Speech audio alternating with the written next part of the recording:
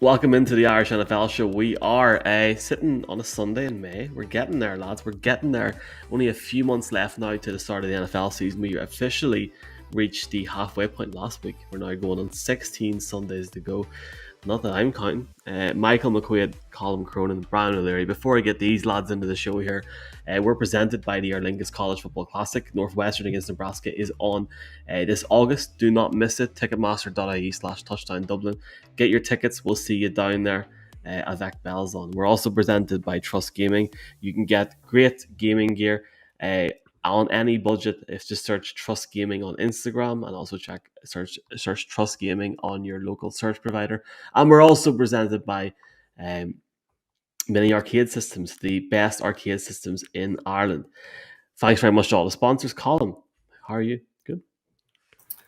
Yeah, very, very well. Wish it was a little bit closer to actual kickoff of the season. But as you said, we are over the halfway mark now, and it won't be too long until Scott Hansen is back on our screens.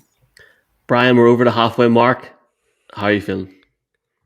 Well, I was excited last week when the schedule came out. We obviously haven't had a show since we did our very early scheduled release show last Friday morning at half six in the morning it was, and we were only getting our heads around the fantastic schedule that's come out with some really enticing games and some late Sunday night games in particular for your Broncos. Bearing in mind that they haven't been in the playoffs for a number of years, they were picking teams that have been making their way up the ladder to find themselves in primetime games, but obviously that got missed when Russell Wilson factored into the conversation. But no, all joking aside, look, the schedule's out. It's great. Some really great games. And when you get a sense that the league is around the corner, and then you realize, oh no, it's only middle of May and we still got 3 months before we see real games. But there's still enough to talk about, Michael. There's still a few interesting subplots over the past week that we should really get into.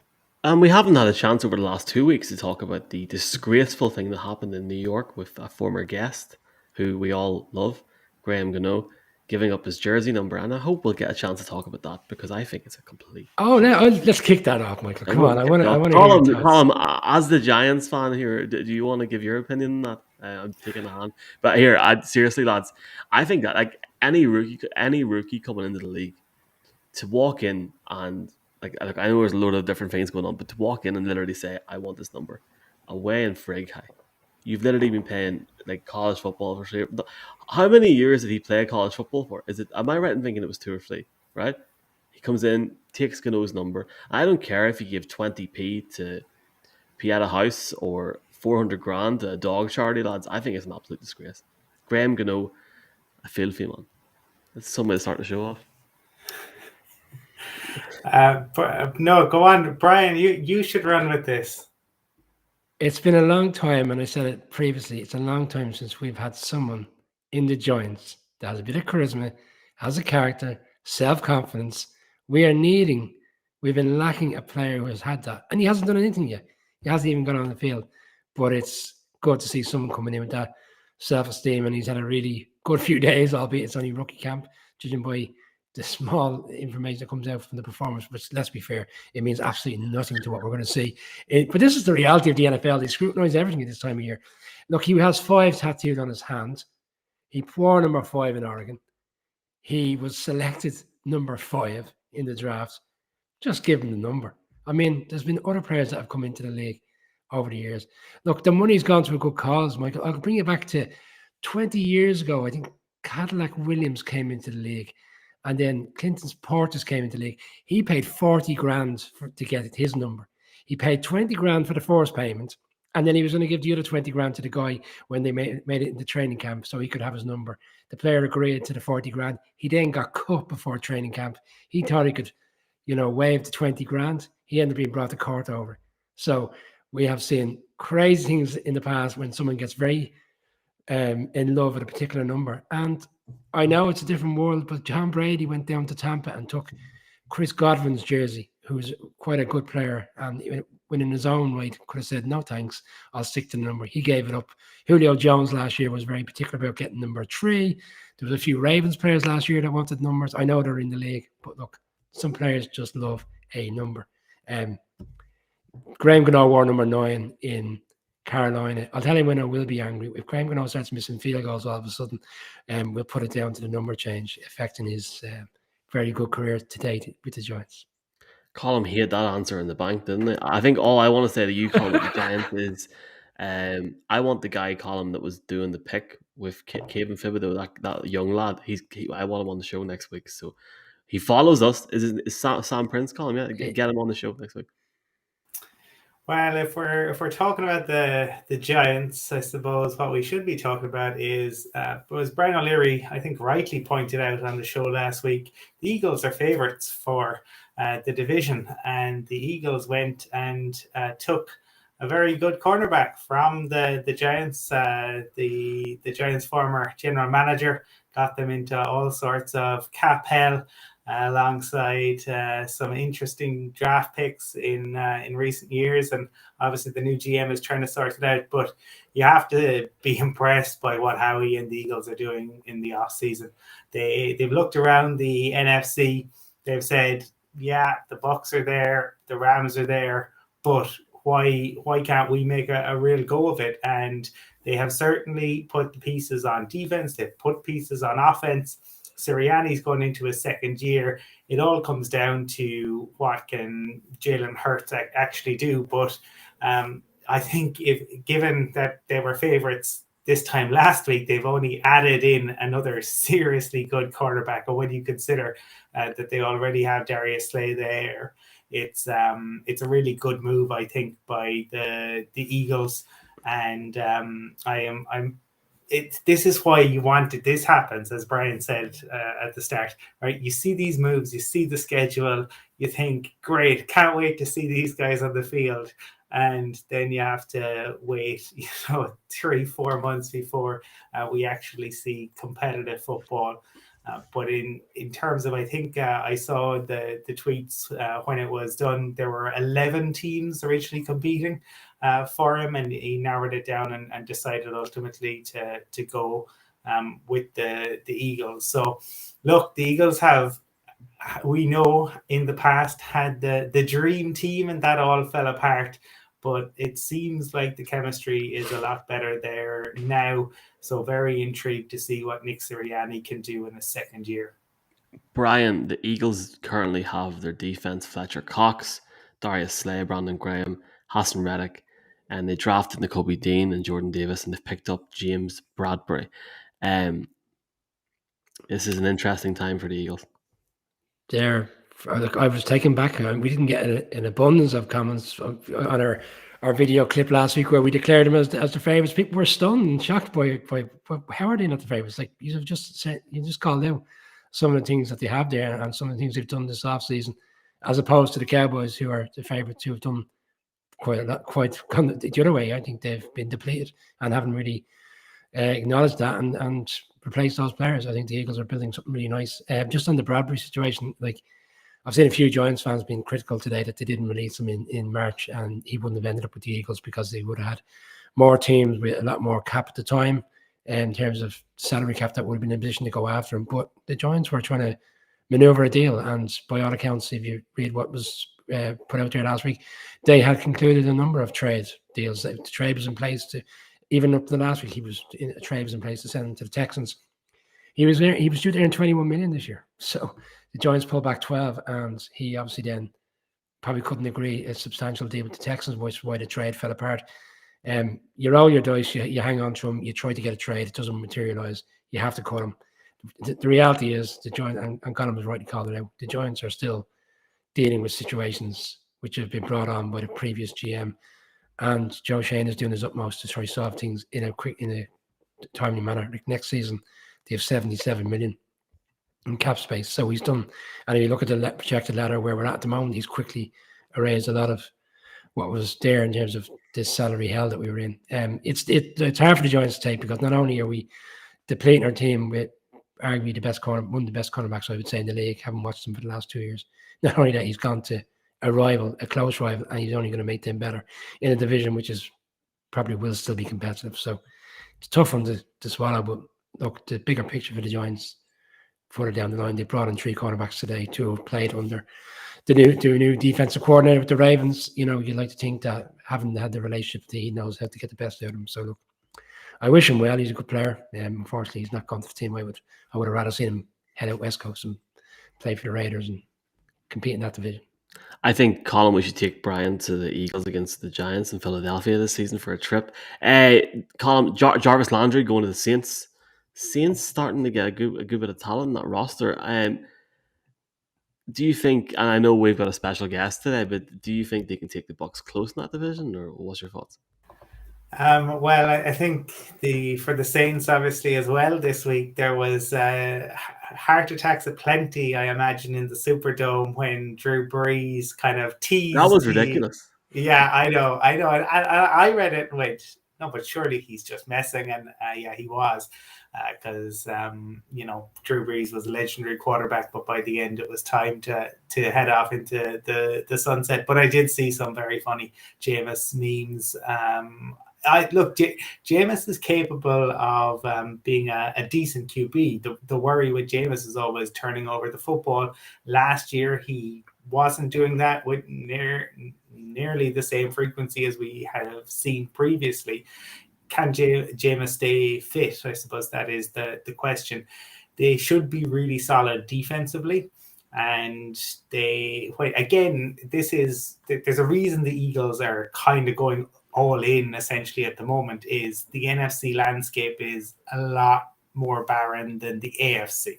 And so I don't know. I mean, the Bucs there'll obviously be changes with BA moving on, but Brady will always be competitive. I still think that the Bucs should be favorites for the division, but I don't think the Saints will have any fear of the Bucs at all, and I don't think they will have any fear of playing Brady. So could they spring a surprise? Yeah, it should be the Bucs, but the Saints, given the cap situation they had found themselves in, I think they will be reasonably happy with the way things have gone this off season, given it started with obviously Sean Payton, moving on and in a really bad cap situation. If you took them at that point and you said, okay, here's where you are.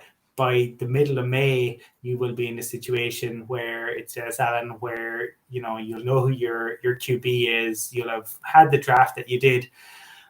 They wouldn't be ecstatic about it, but I think they'd have said, okay, it's better than where we thought we might be. Chris Olave as well in the Saints, Brian. Chris Olave, Trevor Penning, who we've had on, and just a week prior, I know we discussed about like the Honey Badger is still a player, and that's a really good signing. Like you're in a situation where middle of May and you're signing Tyrann Mathieu and you're getting Jarvis Landry. And the interesting subplot for me here is what's going to happen with Michael Thomas. So he obviously didn't play last year because of the injury. He was due to have operations that never took place, and there was obviously, it seems to be a bad relationship there. Will they bring him back and give him a fresh opportunity with the new head coach, Dennis Allen? I know he's been there, but he was obviously on the defensive side of the ball. So it'd be interesting to see. Like if Michael Thomas comes back with Olave in the slot, and like I still think there's a lot to get out of Jarvis Landry. I think a lot of it just fell flat because of the Baker Mayfield relationship there. I think he's still got enough there, and I think he'll have a point to prove. And he's going back to LSU, and so is the Honey Badger. So I really do think the Saints have got a real opportunity to go and have a real push this year to the division, especially with the changes in. Like, there's no way you can have a fluid situation when the head coach changes over. Like again, okay, it'd be the same for Saints. So it'd be interesting to see which of the two teams deals better with a head coach change, because essentially they're going to rival each other, and they're both with head coaches that have had opportunities in the league previously and haven't had a really great time of it. So it'd be interesting to see what they take from that previous stint and plug in for this season ahead. AOB, wow.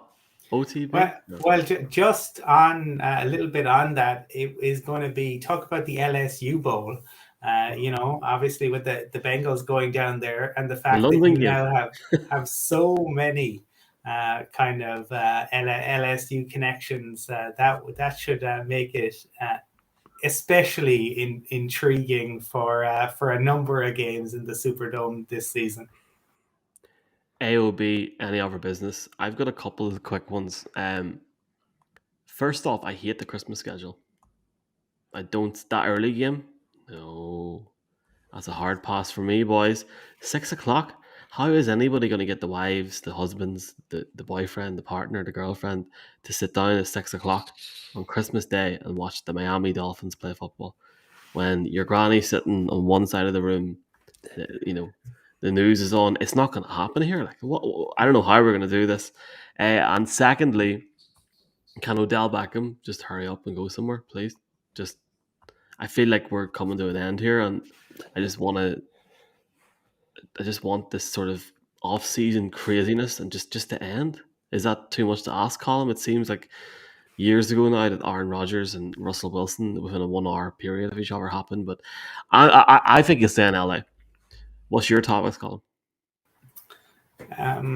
Well, we shall see. I mean, the injury concerns are obviously everyone wants to see where, because he's had the injuries in the past, and there are plenty of teams that would take a solid wide receiver. There's always going to be stories in the NFL, and I suppose right now, that is one that is yet to play out. I think for me, some of the stuff following on from the Brady contract, obviously we see more and more going on in the background, reports around Dan Orlovsky, and he is going to call games now. So I think there seems to be we're seeing in terms of the teams, there's a lot going on and moving parts.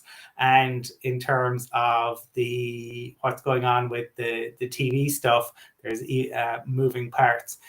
The other thing that I thought was a little bit interesting this week was Jerry Jones saying that given the Broncos are probably going to go somewhere between 5 and 6 billion, he reckons the Cowboys would fetch at least 10, but he would never sell, probably. Why would you talk if you weren't at least going to maybe consider it if you got a ridiculous bid? But who's going to have 10 billion to buy the Cowboys? 10 billion. That's what Jerry said. He reckons he could get at least that for the Cowboys. Elon could probably cut his losses, Brian, and maybe just buy the Cowboys instead of Twitter. Jerry's always going to hang in there to the very end until he gets that ultimate prize of returning to the Super Bowl, because it's, well, from a Giants perspective, it's not long overdue, but I'm sure the Cowboys fans out there would challenge me on that one. I'm going to two things: the Christmas schedule, Michael. As a parent of two young children, who also then has a birthday of my daughter on Stephen's Day, it's quite a busy period. So yeah, I try not to think too much about the NFL for Christmas, and hopefully enjoy the other weeks. But no, it's not very helpful to us this time of year. In particular this year, where it's Christmas Eve and Christmas Day. I'm going to be a bit controversial on the last one. It's Desean Watson. So it's come out this week that the NFL have finally got around to investigating the off-field antics, which we're all very much aware of, and potentially now there's a conversation about him being banned for 3 to 4 games when the season starts. But they're also saying it's unlikely that any of these 22 civil cases will be resolved come the start of the season. So if they're going to ban him for the first 3 or 4 games when the situation is unresolved, does he then get rebanned when the situation is resolved if it doesn't go in his favor? So essentially the NFL could end up banning him twice. I just don't understand now why they're considering investigating. I think it'd be best served waiting until the full situation is resolved and then make a final decision as to how they approach it, and potentially a longer ban if it's unfortunately comes out to be what we all perceive it to be, in terms of the carry on that went on, shall we say. That's really the point I'm making. I just think it's unusual that the NFL have decided at this stage, but maybe they feel like there's a gun being held to their head and they haven't addressed it to date. They kept pretty quiet. They've allowed the trade to take place, and obviously there's the scrutiny that came with that, and the aftermath and the disappointment of some certain media people, obviously making their feelings very well known, that the NFL haven't acted to date, and now all of a sudden they are getting involved. So I just felt it was an unusual move. I just thought it would have played out a little bit longer, but maybe the NFL don't have a lot to be working on at the moment. Time will tell what will happen with Desean Watson and everything that's going on there. It's just been an insane few months. Also, in the column, we've been very fortunate to have some great guests over the last few weeks, and today is no exception. This interview was recorded during the FA Cup final last weekend, so if you do see Brian looking to see if his team scored Liverpool, you'll know why. No. Colin, do you want to maybe? How dare you? Take that back. Colin, do you want to introduce our guest to the audience this evening?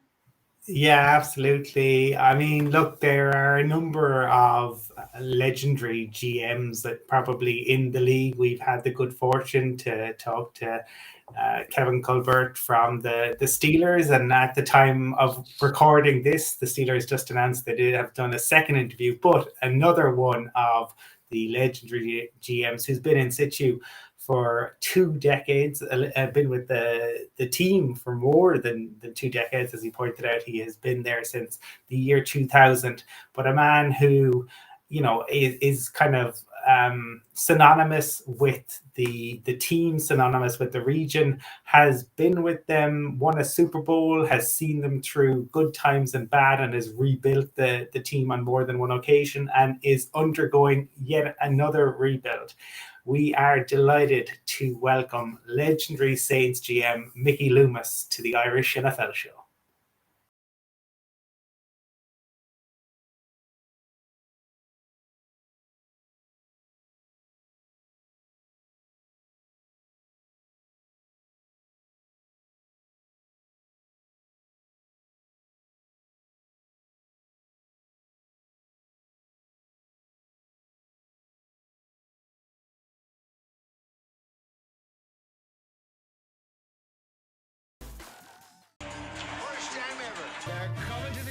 Stadium this August to face the Nebraska Cornhuskers football team in the Aer Lingus College Football Classic. The Aer Lingus Classic is just a few months away. Everybody's been waiting for this. It's going to be great. We're looking forward to getting everyone over. That we are going to see a football game in Dublin. Well, a remarkable trip and an opportunity coming up. Go Wildcats! Go Wildcats! Go Big Red!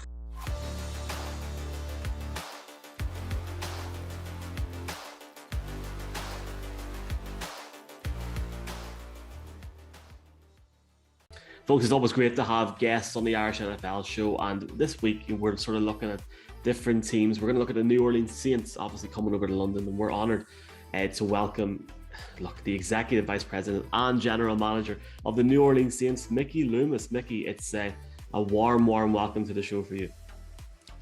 Well, thank you. I appreciate being on with you guys. And look, I was fortunate a few years ago to come over to Ireland and play some golf, and had a great experience. So I'm excited to be on with you guys. It's a really exciting time for fans in Ireland. Obviously, we were talking off camera. We got Mr. Whelan now playing with the Saints as well currently. And you talked a little bit there about being over in Ireland. Do you have any Irish heritage or relations as well, Mickey? Well, not that I'm aware of, but yeah, I can't say that I do. I wish I did. Well, you're always welcome on the little green island, Mickey, and but you've been in the role with the Saints for 20 years now, and we have been fortunate. We spoke to the now former, I suppose, general manager of the Steelers, Kevin Colbert, and we spoke to Mark Murphy, the executive president with the Packers. You combine both roles, so we can only imagine how busy you are. But if we take you back to when you began in 2002, like that first decade, Hurricane Katrina, hiring Sean Payton, signing Drew Brees, playing in Baton Rouge, winning the Super Bowl. I mean, what an opening decade to your job. Can you talk to us a little bit about like what that first decade was like when you took it over and how things played out? Yeah, well, look, I actually came to New Orleans in 2000. I had been with the Seattle Seahawks for 15 years. Then that team changed ownership, and I was out of a job for about a year and a half. And one of the guys that I worked with, Randy Mueller, became the GM in New Orleans in 2000 and brought me with him. So I was here for 2 years before I became the general manager. And we had some immediate success. in 2000, went to the playoffs, won the first playoff game in franchise history, and was off to a good start. And then in 2002, that changed. I became the GM, and look, we had some struggles. We were in that 7-9, 8-8 kind of range for a couple of years, and then in 2005, we felt like going into the season we had a pretty good team, but Katrina came and just turned the franchise upside down. And at the end of that season, we made a change. We're lucky enough to hire Sean Payton, and even luckier to get Drew Brees to come in and sign with our team. And then the rest is kind of history. But it was, we had some tumultuous times early on, and yet we also had some early success and hit on a great coach and a great quarterback. And if you have those two elements, then the rest of it kind of falls in place. Mickey, you don't stay in your position for all those years without building up some great relationships. And over the past couple of years in particular, Tom Benson has passed away. Drew Brees has since retired. And obviously, of late, Sean Payton has stepped away from being a head coach. From your point of view, how have you managed those situations from a personal standpoint, being probably good friends with these people, and then obviously in terms of looking forward for the Saints? Yeah, look, I would start with Tom Benson because, the one thing you can't ever repay is when somebody gives you an opportunity that can change your life. And look, Tom Benson gave that to me and believed in me, even through some rougher times when maybe other owners would have made changes. And so I miss him dearly. He was a really great man. He had a lot of wisdom, was a great businessman, but also was a great steward of the franchise in terms of, how much he loved New Orleans and wanted the team to be successful here. And when we were successful, I think he was more excited for the community than he was for himself. And so I miss him a lot. And yet I also would say that Mrs. Benson, his wife, who has taken over as the owner, has been every bit as good. She's fantastic. She gives us everything we need in terms of resources and support to be successful. And that's where any successful franchise is going to start, is with the ownership. And we've been really fortunate here to have great ownership and the entire time I've been here. Yeah, look, Sean Payton is a great coach and became a great friend, is a great friend of mine. And so I miss him. I understand, with the pressures that being a head coach is in the NFL and any professional sport for that matter. 15 years, 16 years is a long time for him to be in that role, and he needed a break. And he said, look, if he was going to coach this year, he'd be coaching for the Saints. So it wasn't a matter of him not wanting to be with the Saints. He just needed that time to kind of get recharged. And look, it might be 1 year, it might be 2 years, who knows? But yeah, we're going to miss him, and we're going to miss the leadership that he provided, but he left in place a great culture. And we hired Dennis Allen, who really, Dennis, like he said, was on a 12-year interview with us. He'd been here 12 of the last 16 years, and knows and understands the culture and the things that were built, and is ready to add on to that. And we don't need a wholesale change. We just need his stamp on this franchise, and he'll put it on the franchise in a good way. Mickey, while no team in the NFL has a divine right to win a Super Bowl each year, I haven't told a lot of people this. The first game that I actually watched was that Super Bowl in the 2009 season ever in the NFL. So I'm a quite sort of latecomer in comparison to these lads here. It's hard to believe the Saints haven't won a Super Bowl since then. And there's been, some close, some controversial decisions on the field since then. I guess for you, 15 years in your role, does a desire to get back to that point just grow stronger and stronger each year now? Oh, absolutely. Man, I think Sean described it one time as, like if you give your dog dog food every day and then one day give him steak, all he wants from that point on is steak, right? Well, that's kind of the way the Super Bowl is. Once you've been there, it makes you want it more. It's not satisfying in terms of, it is satisfying in terms of the accomplishment, but it's unsatisfying in the sense that, man, you want to get back there, every year. And so we've had some opportunities. One thing I understand being in the league as long as I have is how difficult it is to A, go to a Super Bowl, and B, win it. But we've had good teams. We've knocked on the door a number of times since 2009. I would say that our 2009 team wasn't necessarily the best team that we've had over the last 15 years. But we've had, a couple calls go against us in games where we had the opportunity maybe to get to the Super Bowl. And then we've had a couple plays that we didn't make at the end of games that could have got us to the Super Bowl. And look, that just happens. That just happens because the margin for success or failure in our league, winning and losing a game, is so small. Mickey, I suppose, look, one of the most important roles for any general manager is the draft, and you have had incredible success. Obviously, 2006 and 2017 jump out: Bush, Harper, Costin, Lattimore, Ramchak, Kamara, Hendrickson, and there's so many others throughout the years. Can you talk to us, I suppose, a little bit for fans, just to get a peek behind the curtain in terms of how do you approach the draft, and how do you make the decisions about like when to trade, when to move up, and things like that? Yeah, I think, it starts with having a staff, your college scouting staff being a talented group of evaluators, which we have.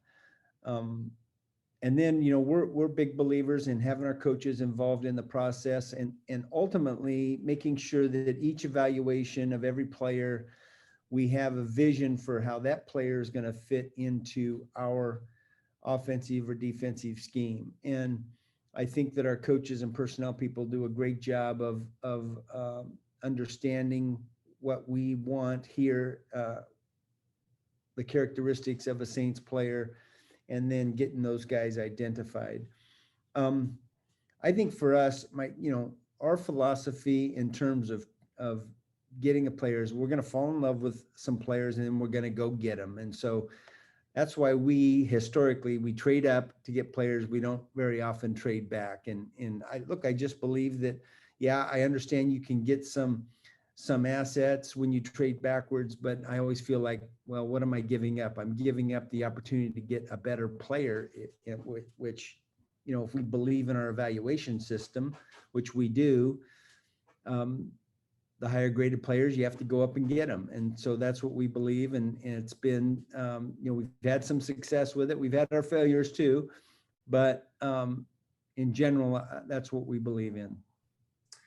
Mickey, one of the standout points I felt from the most recent draft a couple of weeks back was from not so much the first round, but the latter rounds, from third round onwards. You essentially went defense all the way down. And the Saints over the past number of years have had a very strong defense. And I'm just wondering what the thought process there was. It more so to kind of build up in terms of the numbers in which you have, or more so was it those particular players that were earmarked essentially for the team?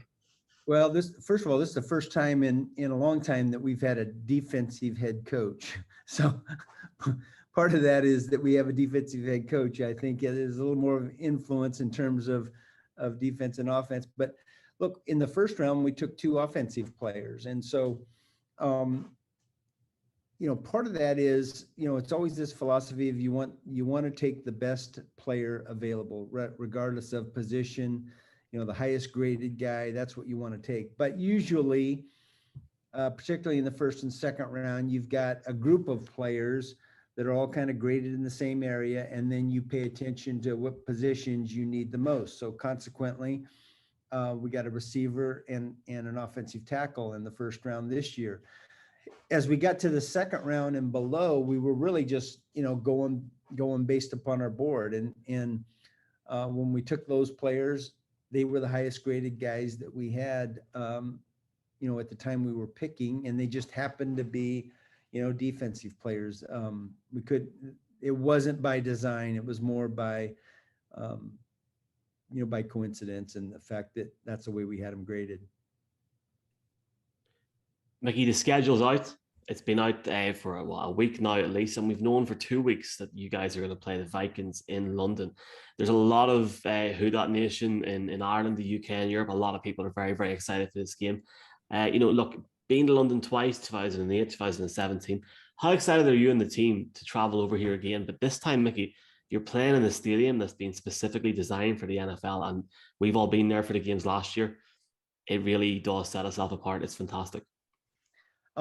Yeah, look, I got a chance to tour that stadium the last time we were there. I think it either just been completed or getting close to completion. I can't remember if it was completely done the last time we played in London, but I did get to see it. It was fantastic. It is fantastic. We've played there twice. We've had 2 great experiences. We've come over for the entire week, both times. Our players, our coaches, our staff, we've enjoyed it. Now, part of that is we've won those games. So when you win, obviously it becomes an enjoyable experience. But we're looking forward to coming. It's a good team building week for us because our guys are, all together. They're spending 24 hours a day together when we're over there, and it's been a great experience. We're going to have a lot of people travel from New Orleans to London, and so we're really looking forward to the experience.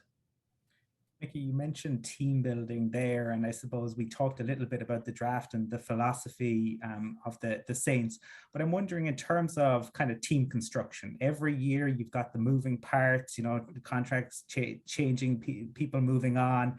You've got to sort the chemistry between the players, the chemistry between coaching staff and players and the front office. Can you talk to us, I suppose, about how you approach that? Yeah, look, I think we believe the most important thing that we can do is have a great locker room in terms of, the people that we bring in. This is like many businesses, a people business. And yes, we want players and coaches and staff people with great talent, but we also want, and more importantly, we want people that are great employees, that are great teammates, that are unselfish in terms of their personal goals and wants versus the team needs. And look, when you have that, which I believe we have, then you have a group of people that love working together, that look forward to coming to work every day, and that ultimately that's going to lead to success. And that's kind of our formula. It's been our formula. And I'm pretty proud of the fact that when players, when coaches, when people leave our building, to go on to other things, I always hear about how great their experience was with us. And so that's just creating a good environment here, not just for players and coaches, but for our entire organization. Mickey, you touched on Dennis Allen obviously taking over from Sean Payton. There was obviously some really good candidates that were essentially interviewed for the role externally, but I think, the transition from a head coach after so long to a new head coach, how important was it in the decision making, the fact that Dennis Allen was in-house and he would have worked with Sean Payton for so many years together? Yeah, well, I think it was important. We went into that interview process and, we had some different criteria. Look, every candidate that we interviewed, and we really, had some pretty extensive talks with 6 different candidates. They were all fantastic. I could have picked any one of them and been really excited about their opportunity with us to be successful. And they all had particular skills that would have fit us. Again, I can't say enough good things about every candidate, but ultimately, ultimately Dennis's qualifications, his familiarity with us, his experience, his first time around as a head coach, which wasn't successful, but was still valuable. All those things came into play when we made the final decision. But look, we could have went with Aaron Glenn or Darren Rizzi or Brian Flores or Eric Bieniemy and Doug Peterson. I mean, every guy was really impressive, and all of them will be head coaches. Some of them are already, and Doug is already, and I know Aaron Glenn and Darren Rizzi and Brian Flores, they'll be head coaches again. Just finally, Mickey, it's always been very evident how much the Saints mean to the community. And did that factor in any way into the recent signings of Tyrann Mathieu and Jarvis Landry, who are both returning to the area with their LSU connections? Yeah, well, look, that's not necessarily by design, because the first thing we want is, man, these guys are really good football players that can help us. That's the most important thing. The fact that they're from Louisiana, that they're LSU players, that's a nice little benefit. And I think probably more important to our fans and to them personally than it is to us, as when we're trying to build our football team. But it's fun when somebody comes in and they're just really excited to come home, and both those guys, they are, and look, they're fantastic players, and they're going to be great in the community, which they already are in this community, because they have an affinity for it, and we're really excited to have both those guys, and maybe this will alleviate some of the criticism I get for not drafting LSU players. Well, Mickey, we really want to thank you. You've been so generous with your time. We really appreciate it. We want to wish you continued success, all the best for the upcoming season. We will definitely be keeping an eye on Daniel Whelan to see how he gets on, and we look forward to welcoming you and the Saints to this side of the Atlantic in October. Well, thank you. I appreciate being on. And Daniel Whelan had a good day in the first day of minicamp. And look, I hope to see you guys at Tottenham.